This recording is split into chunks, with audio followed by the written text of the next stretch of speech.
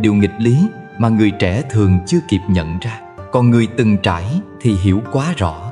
Người sống thiếu một chút lại dễ hạnh phúc hơn người có quá nhiều. Khi bạn quá đủ đầy, bạn bắt đầu sợ mất. Khi bạn quá yêu một ai đó, bạn bắt đầu sợ họ rời đi. Khi bạn đạt được mọi thứ, bạn bắt đầu lo lắng.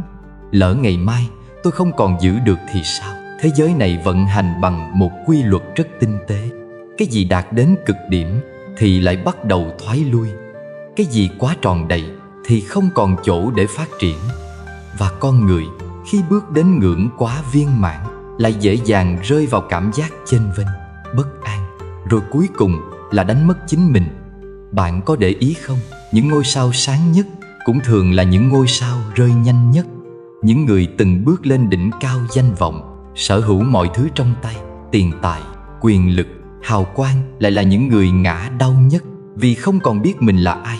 Nếu không có những thứ đó, có những mối tình tưởng như sẽ là mãi mãi. Người ta yêu nhau bằng tất cả tim gan, dâng hiến tất cả mọi thứ, không giữ lại gì cho mình. Nhưng chính vì quá mãnh liệt nên khi rạn nứt xảy ra, người trong cuộc không còn gì để bám víu, vì họ đã trao đi cả linh hồn. Và thế là tình yêu đó tan vỡ trong im lặng, như chưa từng là tất cả. Có những ngày tháng bạn hạnh phúc nhất, mọi thứ như mơ, như cổ tích, nhưng rồi ngay sau đó là chuỗi ngày hụt hẫng đến tận cùng. Bởi vì ta không lường trước được rằng hạnh phúc quá mức đôi khi không phải là may mắn, mà là lời cảnh báo. Chúng ta hay nghĩ sống đời là phải có đủ, có hết, có cho bằng người. Nhưng rồi khi có tất cả, ta lại thấy mình lạc lõng, không còn mục tiêu để phấn đấu, không còn gì để khát khao. Lúc ấy tâm bắt đầu thấy trống rỗng, như một người đứng giữa lâu đài nguy nga, nhưng trong lòng lại lạnh ngắt. Vì sao lại như vậy? Bởi sống quá viên mãn chính là điều đại kỵ trong nhân sinh. Không phải vì viên mãn là xấu, mà vì nó dễ khiến ta mất đi sự khiêm cung, lạc mất sự tỉnh thức và quên mất mình là ai khi không có những điều đó. Trong Phật Pháp có một triết lý sâu sắc: khi bạn có tất cả, bạn đang bước gần hơn đến sự mất mát. Vì vô thường là bản chất của vạn pháp. Càng chấp vào cái gì trọn vẹn, bạn càng dễ đau khi nó đổi thay. Càng tự tin rằng mình đang đứng trên đỉnh, bạn càng chủ quan với những hố sâu đang chờ sẵn phía dưới. Người sống biết thiếu một chút không phải vì họ không thể có, mà vì họ cố ý để lại một khoảng trống cho đời mình. Còn chỗ thờ, họ biết giữ lại một phần lặng yên giữa xô bồ, biết dừng lại giữa lúc vinh quang, biết chậm lại khi tim bắt đầu đập quá nhanh vì hạnh phúc. Và chính vì vậy họ sống lâu hơn với hạnh phúc đó. Họ không sợ mất vì họ không bị chiếm giữ bởi những thứ bên ngoài. Họ không rơi xuống đáy vì họ không mãi miết leo lên đỉnh. Bạn thân mến, hôm nay nếu bạn thấy mình đang có tất cả, hãy tự hỏi mình đang có hay đang bị có. Nếu một ngày mọi thứ tan biến, bạn còn lại điều gì? Nếu tình yêu rời đi, nếu tài sản mất hết, nếu danh vọng không còn, bạn có còn thấy cuộc đời đáng sống? Hay để sự thiếu một chút trở thành nghệ thuật sống? Để mỗi ngày bạn còn có điều để ước ao, để trái tim bạn còn biết rung lên vì một điều giản dị, và để hạnh phúc không tròn đầy đến mức khiến bạn không còn chỗ cho sự khiêm nhường và tỉnh thức. Vì sống quá viên mãn không phải là sống khôn ngoan, mà chính là đang đi ngược lại quy luật của trời đất.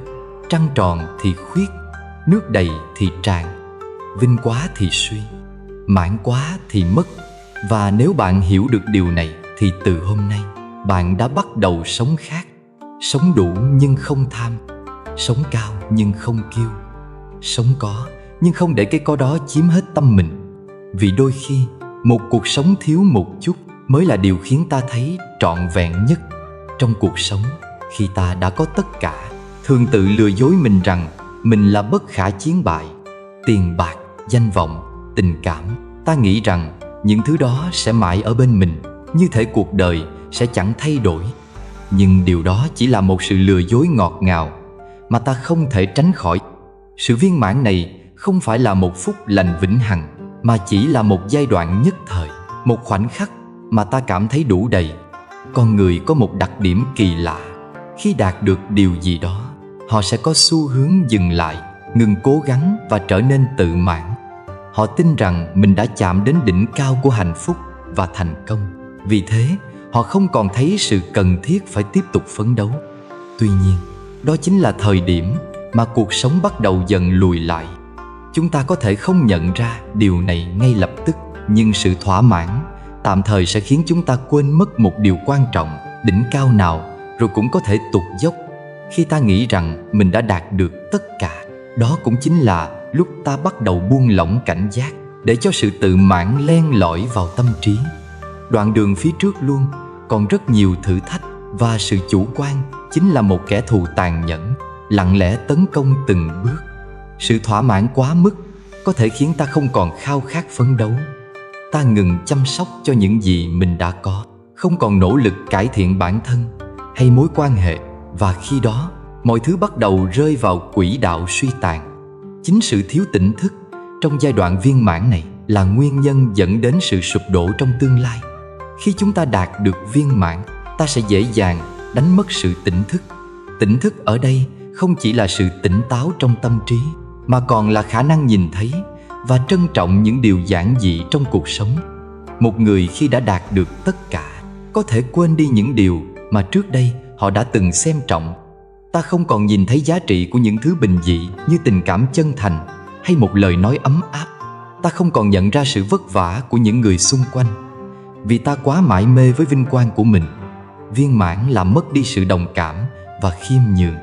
Ta bắt đầu coi mình là trung tâm của vũ trụ, nghĩ rằng tất cả xung quanh chỉ là phụ thuộc vào mình.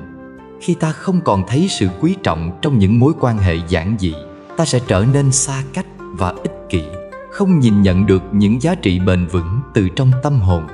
Kiêu mạn, đó là hệ quả của sự viên mãn quá mức. Đức Phật từng dạy, thành tựu dễ khiến tâm kiêu mạn phát sinh. Kiêu mạn là lửa đốt cháy mọi công đức. Khi ta nghĩ rằng mình đã chạm đến đỉnh cao, rằng không ai có thể vượt qua được mình, tâm kiêu mạn sẽ sinh ra, nhẹ nhàng xâm nhập vào mỗi hành động và suy nghĩ. Kiêu mạn khiến ta không còn nhìn nhận đúng mực về bản thân và người khác. Ta coi thường những ai chưa đạt được như mình, đánh giá thấp họ và quên mất rằng chính mình cũng từng là người đứng dưới đáy sâu của cuộc đời. Kiêu mạn sẽ dần dần nuốt chửng đi những công đức mà ta đã tích lũy, vì sự kiêu ngạo ấy sẽ dẫn đến việc ta không còn sẵn lòng học hỏi, không còn khiêm nhường để lắng nghe người khác. Thậm chí ta sẽ không còn cảm nhận được niềm hạnh phúc thật sự từ trong tâm, bởi ta chỉ mãi miết đuổi theo những thứ bên ngoài mà quên mất rằng niềm vui đích thực không nằm trong sự đầy đủ vật chất, mà nằm trong sự bình an nội tâm. Tâm kiêu mạn khi phát sinh không chỉ làm mất đi tình yêu thương, mà còn làm vơi đi sự chân thành trong các mối quan hệ. Bạn có thể có tất cả, tiền bạc, quyền lực, danh vọng, nhưng nếu không biết cách trân trọng những giá trị giản dị, bạn sẽ mãi không cảm nhận được hạnh phúc trọn vẹn. Những mối quan hệ thực sự cần sự chân thành, sự tôn trọng và khiêm nhường. Khi bạn đã đạt được viên mãn mà không có sự khiêm tốn trong tâm, bạn sẽ bị cô lập dần dần. Những người bên cạnh bạn sẽ rời xa, và khi đó bạn sẽ nhận ra rằng mọi thứ bạn có được đều không thể thay thế cho một tình bạn, một gia đình hay một mối quan hệ chân thật. Viên mãn tưởng là phúc, hóa ra là họa, bởi vì trong đó tiềm ẩn sự suy tàn từ bên trong. Sự thỏa mãn quá mức không phải là dấu hiệu của sự hạnh phúc đích thực, mà là sự lừa dối, đánh mất bản thân trong những thứ phù phiếm. Viên mãn khi được hiểu và sống trong đó một cách đúng đắn sẽ dẫn đến sự bình an và hạnh phúc vững bền. Nhưng nếu ta để mình bị cuốn theo sự tự mãn, không biết giữ lại chút khiêm nhường và tỉnh thức, chính lúc đó ta đã bắt đầu bước vào con đường đi xuống. Chúng ta không cần phải có tất cả, không cần phải sống trong một thế giới hoàn hảo, bởi vì đôi khi sự thiếu vắng một chút mới là điều tạo nên sự trọn vẹn thực sự. Hãy biết sống khiêm nhường và tỉnh thức để không bị cuộc sống đầy đủ nuốt chửng. Viên mãn khi chưa hoàn toàn là sự đủ đầy trong tâm, sẽ luôn mang lại sự an yên thực sự. Trong cuộc sống này có một điều không thể phủ nhận, một điều gì đó không thể mãi tồn tại. Từ những điều lớn lao đến nhỏ bé, tất cả đều đang thay đổi từng giây từng phút. như một dòng sông không bao giờ đứng yên. Mọi thứ trong cuộc sống này đều vô thường. Cái đẹp chẳng hạn có thể chỉ là một khoảnh khắc, một nét duyên dáng thoáng qua, để rồi theo thời gian, nhan sắc cũng phai tàn. Ta có thể ngắm nhìn một đóa hoa tươi thắm, nhưng không lâu sau, những cánh hoa sẽ khô héo. Tình yêu và mối quan hệ cũng vậy, dù đẹp đẽ đến đâu, cũng có thể trải qua những thăng trầm, hoặc thậm chí là sự xa cách, lãng quên. Tiền tài, danh vọng, những thứ mà biết bao người không ngừng theo đuổi, cũng không phải là vĩnh cửu. Trong một khoảnh khắc, một cuộc khủng hoảng tài chính có thể cuốn đi tất cả. Một sự kiện hay một sai lầm có thể khiến danh tiếng của một người tan vỡ. Những gì ta từng cho là bền vững có thể trong một ngày nào đó trở nên mờ nhạt như những đám mây trên bầu trời. Cổ nhân có câu: người sống thọ nhất là người biết sống thiếu một chút, kẻ ngã đau nhất là người từng đứng quá cao. Chính những người đã từng đứng trên đỉnh cao, đã có được tất cả, sẽ là người cảm nhận rõ nhất sự trôi dạt của cuộc đời. Khi ta có quá nhiều, ta dễ dàng đánh mất đi sự cảnh giác. Và rồi, khi mọi thứ vụt mất, ta mới nhận ra rằng không có gì là vĩnh viễn. Cuộc sống này, như Đức Phật từng dạy, chính là một chuỗi những thay đổi không ngừng. Mọi thứ đều có lúc lên, lúc xuống, không ai có thể tránh khỏi sự thay đổi. Điều quan trọng là ta hiểu và chấp nhận vô thường để sống trong an yên, không bám víu vào những thứ tạm bợ. Khi mọi thứ đạt đỉnh là lúc ta nên lùi một bước. Khi ta đã đạt được những gì mình mong muốn, khi ta đang đứng trên đỉnh cao, đó chính là lúc ta cần phải biết lùi lại. Lùi lại không phải là sự thua cuộc, mà là một sự hiểu biết về quy luật vũ trụ.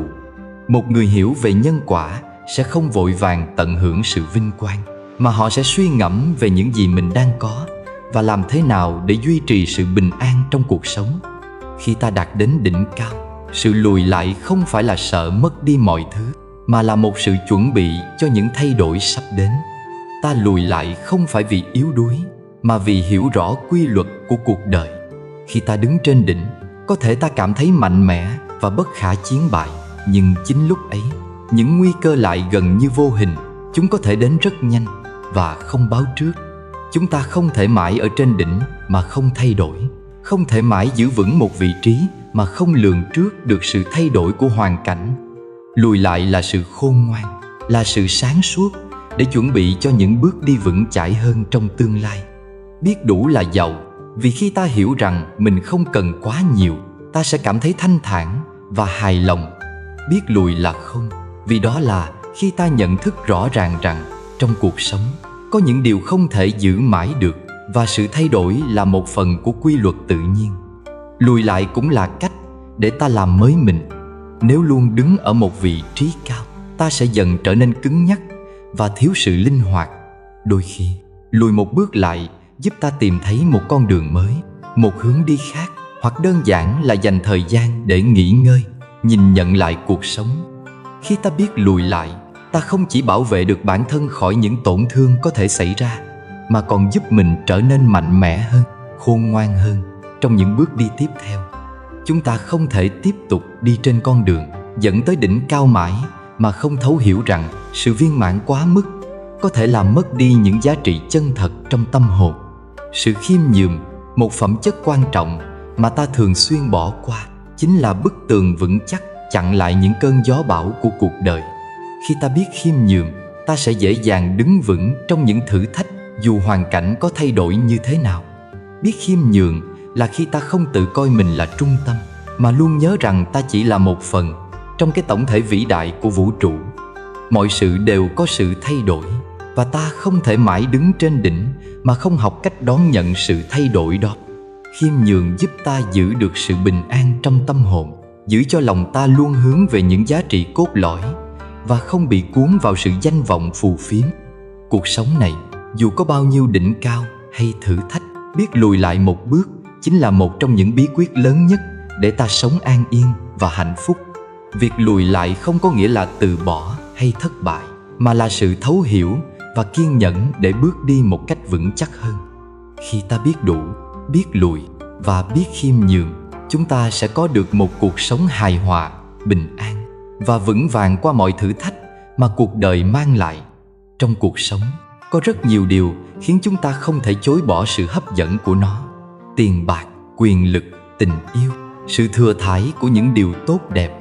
Nhưng liệu có bao giờ bạn dừng lại để tự hỏi rằng liệu mình có đang rót quá đầy ly trà của cuộc đời mình? Chúng ta đôi khi không nhận ra rằng quá đầy sẽ dẫn đến tràn, một hiện tượng tự nhiên mà lại có thể mang đến rất nhiều khổ đau. Một chiếc ly đầy nước sẽ không thể chứa thêm nữa, và nếu bạn cố gắng đổ thêm, mọi thứ sẽ bị tràn ra ngoài. Cũng giống như con người, khi chúng ta tham lam, khi chúng ta yêu thương một cách mù quáng, khi chúng ta tin tưởng một cách tuyệt đối vào những điều mà không có cơ sở, kết quả sẽ không bao giờ là điều tốt đẹp. Khi tham quá mức, ta sẽ tự biến mình thành một con người không bao giờ thỏa mãn. Tham lam không chỉ là muốn có nhiều hơn những gì mình đã có, mà còn là việc không thể dừng lại, không biết đủ. Và kết quả là những mong muốn càng lớn, ta càng cảm thấy thiếu thốn, càng khổ đau. Cuối cùng, tham lam khiến ta mất đi niềm vui trong cuộc sống, và thay vào đó là nỗi sợ hãi bị mất đi tất cả những gì ta đã có. Yêu quá mức cũng vậy. Nếu ta yêu ai đó bằng tất cả mọi thứ mà không có một chút lý trí, ta dễ dàng rơi vào tình trạng tổn thương. Tình yêu là điều tốt đẹp, nhưng nếu yêu một cách mù quáng, yêu mà không biết giữ gìn cho bản thân, yêu mà không có sự tôn trọng và tự do cho người kia, cuối cùng chúng ta sẽ bị tổn thương. Tình yêu phải đến từ sự thấu hiểu, lòng tôn trọng và sự độc lập của cả hai người. Khi yêu quá nhiều, ta quên mất rằng người ta yêu cũng có những giới hạn và quyền riêng tư của mình. Tin quá mức vào ai đó hay điều gì đó cũng sẽ khiến chúng ta phải đối diện với thất vọng. Khi ta đặt tất cả niềm tin vào một người, một điều gì đó mà không có sự nghi ngờ, ta đang mở cửa cho sự thất vọng. Đó là khi những hy vọng và kỳ vọng quá lớn không được đáp ứng, và chúng ta cảm thấy như cả thế giới sụp đổ. Thất vọng này có thể xuất phát từ những người ta tin tưởng, từ những thứ ta đặt niềm tin vào. Nhưng điểm chung của tất cả là quá mức, không có sự tỉnh táo và sự chuẩn bị tâm lý cho những thất bại có thể đến. Tâm con người giống như một chiếc ly. Nếu chúng ta không biết đủ, nếu chúng ta không biết dừng lại, khi đã có đủ, mọi thứ sẽ tràn ra ngoài, gây nên những tổn thương không thể khắc phục.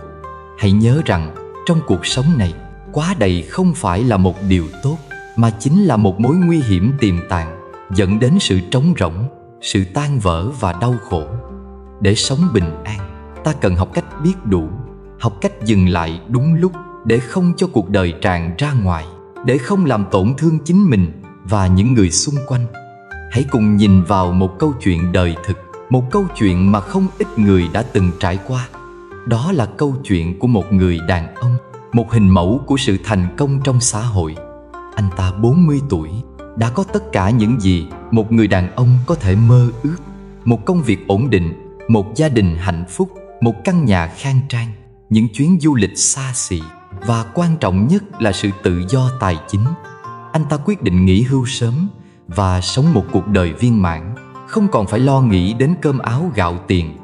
Vậy mà chỉ 2 năm sau, người đàn ông này lại rơi vào trạng thái trầm cảm nặng nề.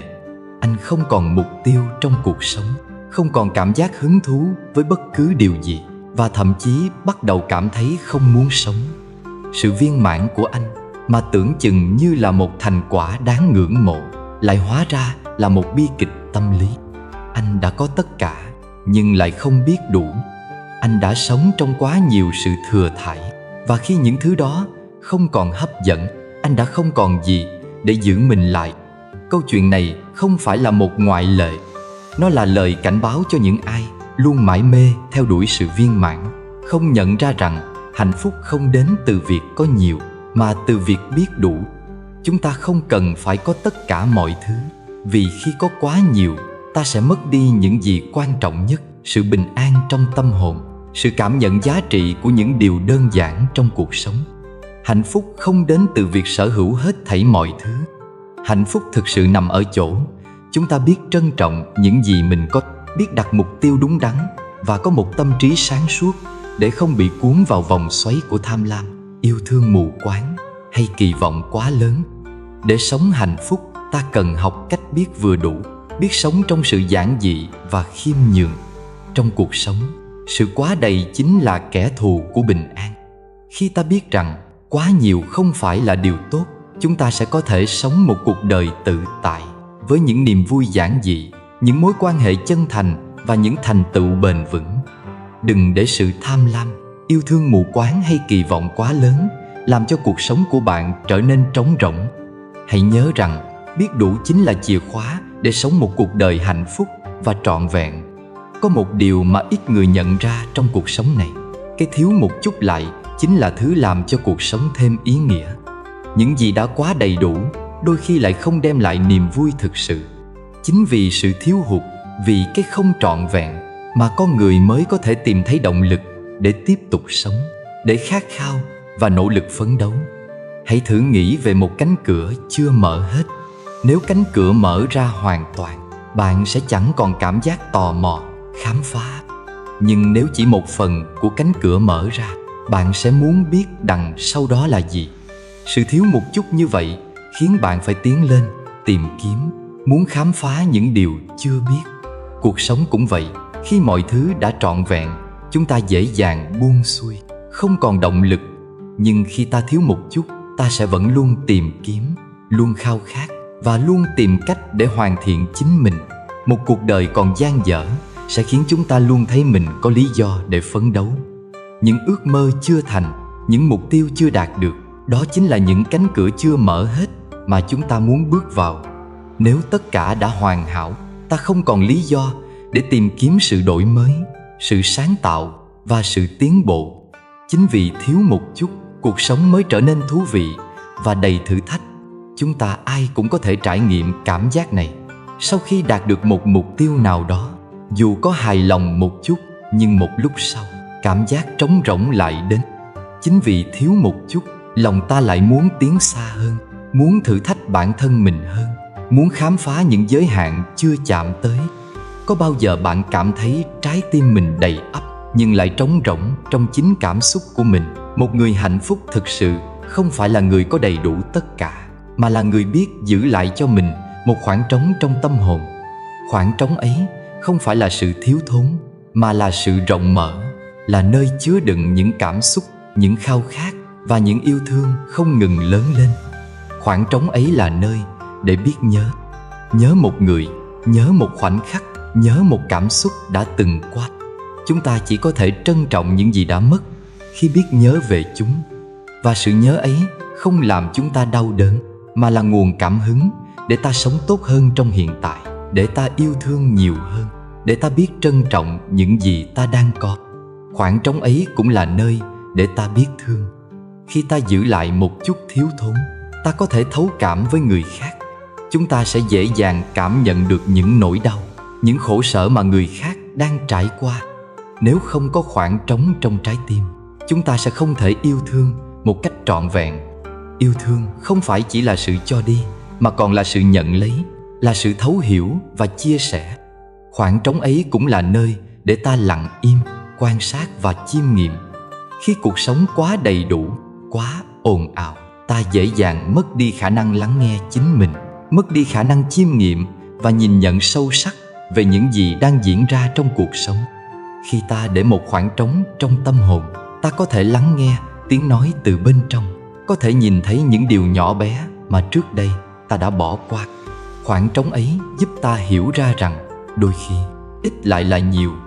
Bậc trí giả không sống trong sự thừa thãi. Họ không cần quá nhiều để cảm thấy hạnh phúc.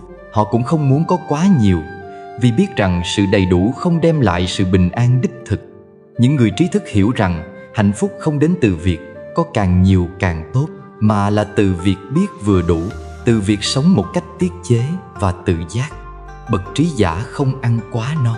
Họ biết rằng ăn quá nhiều không phải là sự thỏa mãn thực sự. Họ ăn để duy trì sức khỏe, không phải để thỏa mãn cái ham muốn nhất thời.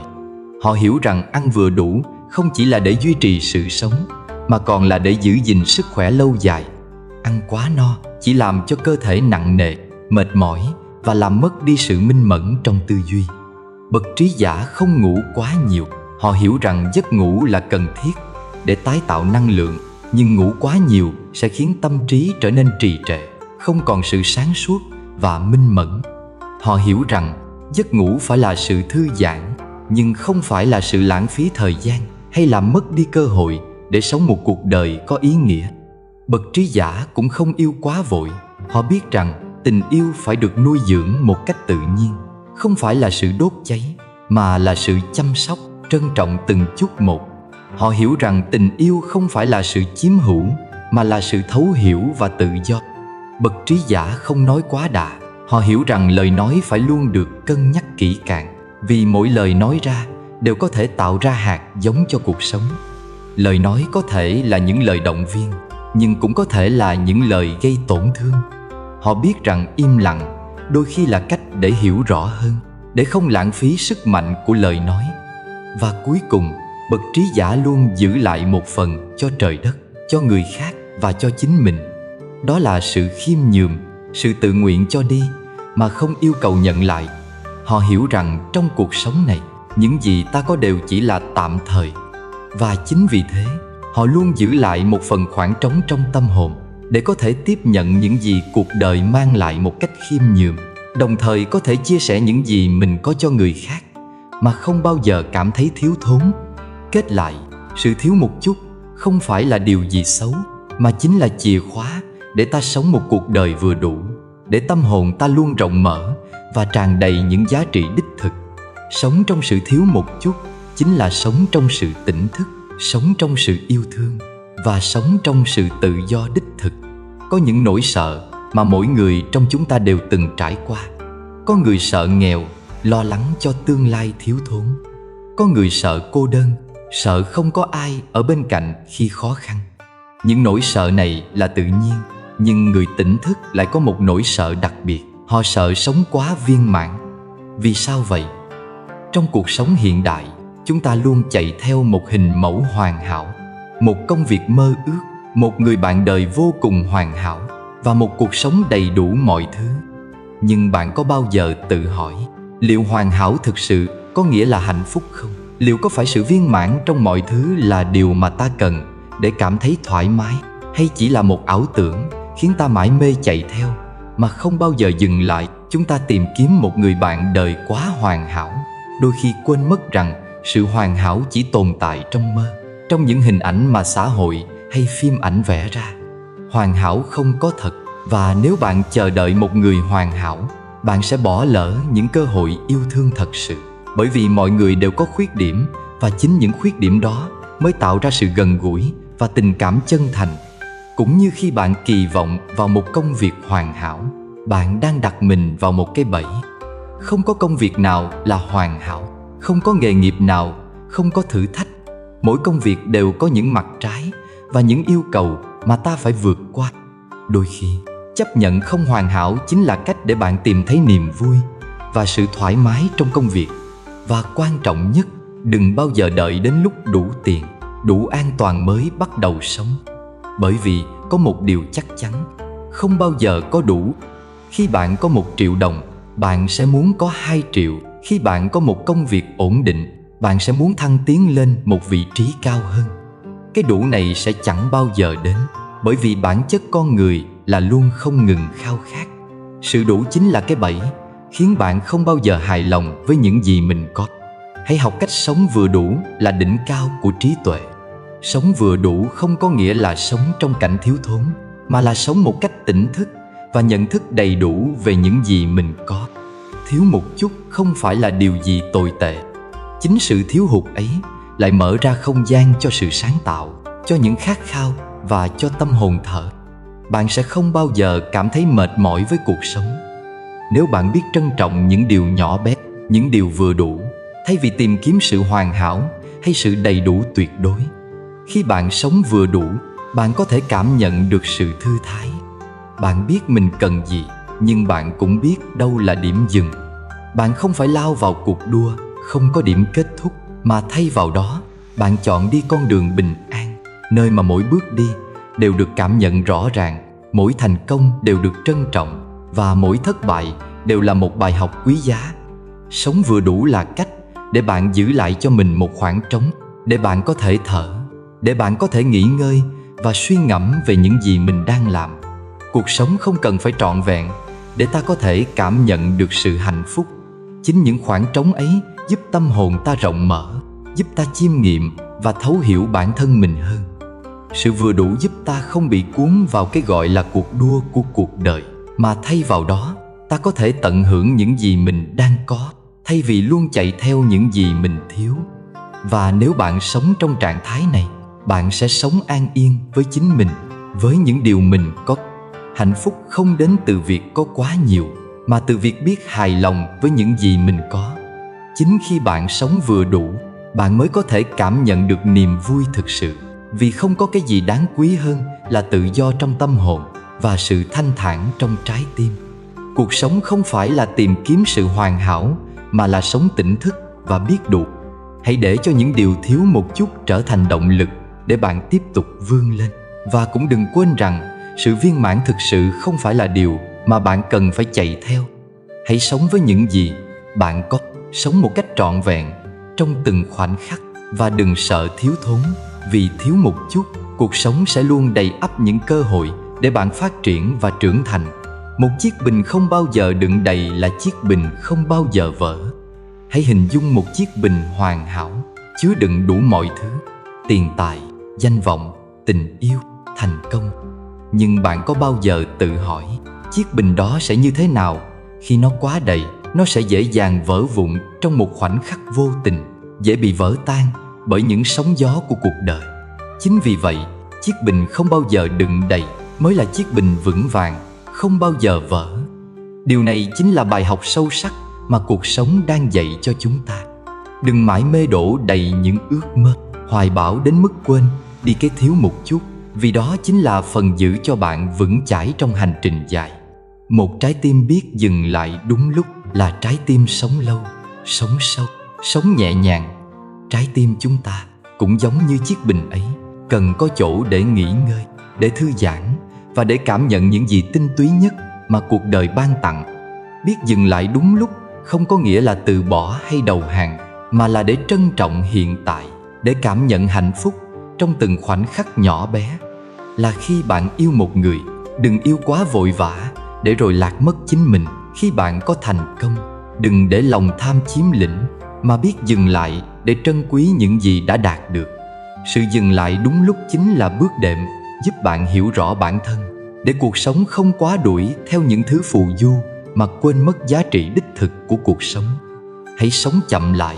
Có lẽ chúng ta đã quá quen với nhịp sống hối hả, luôn chạy đua với thời gian, luôn bận rộn với công việc, với ước mơ, với những mục tiêu mà ta chưa đạt được.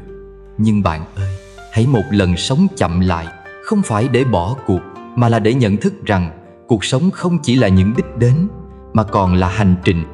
Biết buông trước khi quá muộn là biết dừng lại để bảo vệ những gì quan trọng nhất, là biết từ bỏ những thứ không còn phù hợp, không còn đem lại niềm vui.